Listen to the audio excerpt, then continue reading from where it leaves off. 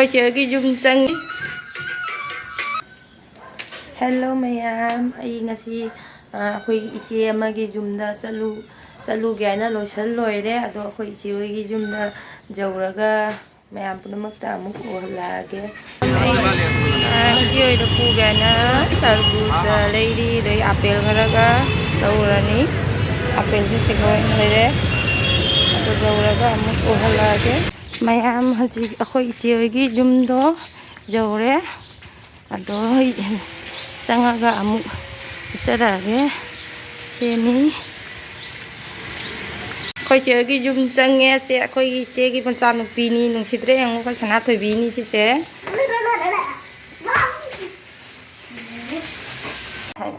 hai ro Hayam. akhoi haji juice oina thasarage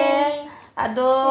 papor su leire biscuit su leire adu gai sigana chips leire ado di chazarage khoi yes sir ha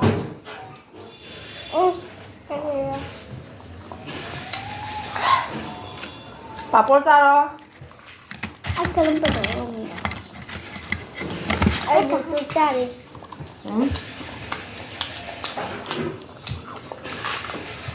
học rồi đó nha này Halim, halim. Nanti kita.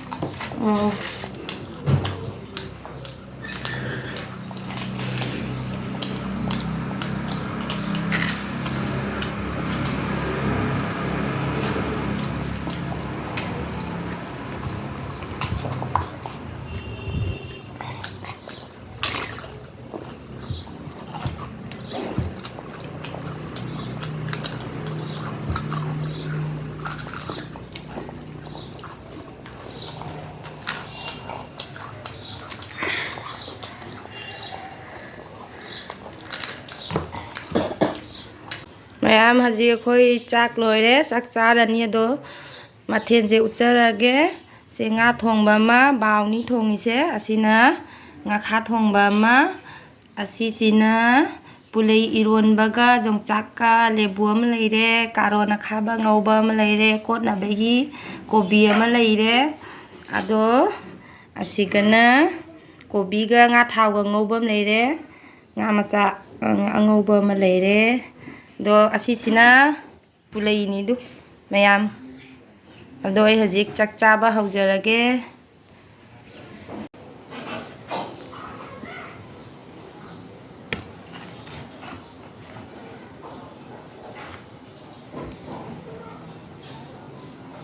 bao thong ma se oina hana chajarage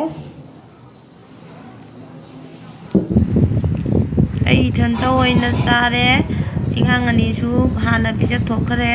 ado khoi ise di camera mang da thokpa ikai hae aduna camera gi ning da oina mana leiye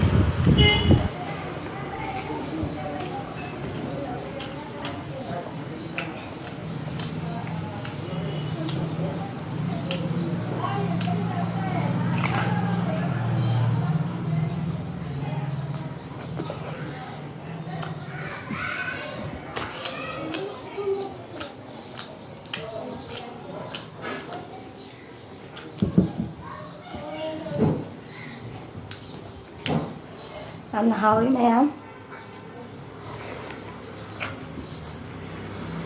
quay trên ạ jam na xin là pizza nình nè tàu á khăn giá mình đang chỉ jam hao đấy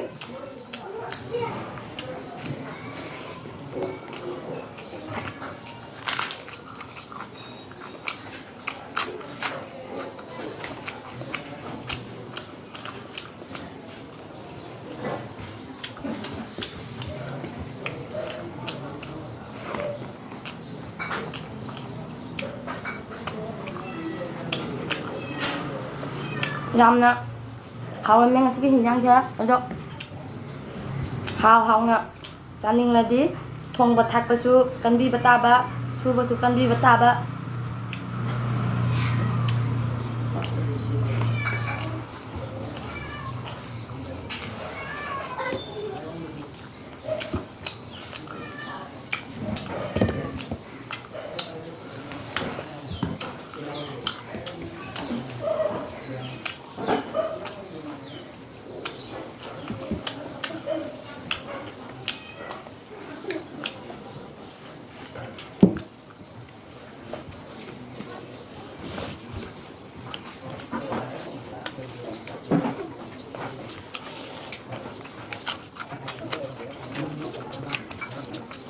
Không cắt liền luôn biết tao chụp cái này mà hỏi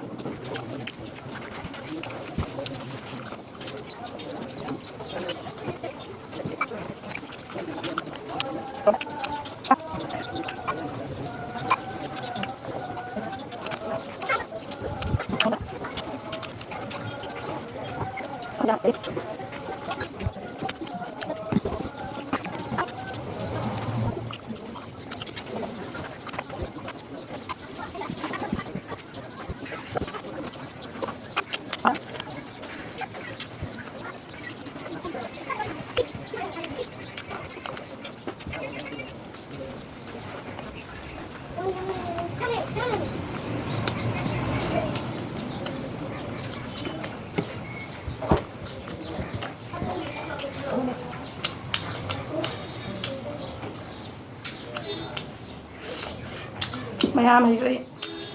cho vào rồi trời đó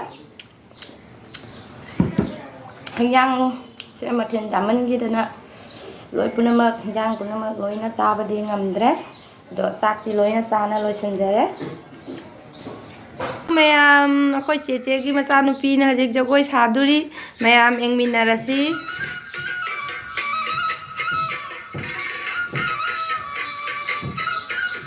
mày mình khôi ngang thế cho coi sao vậy ra nè làm nó nung xí bani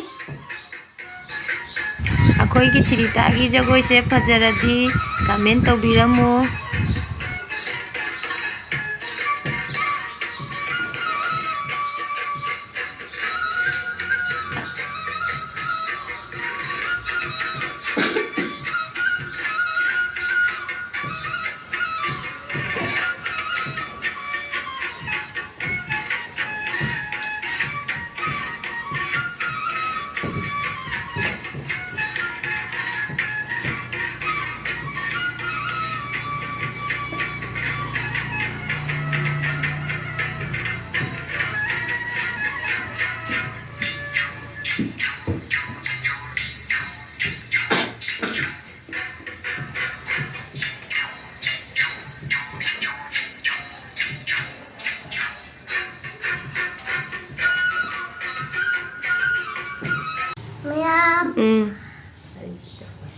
Aiki jogai sari done.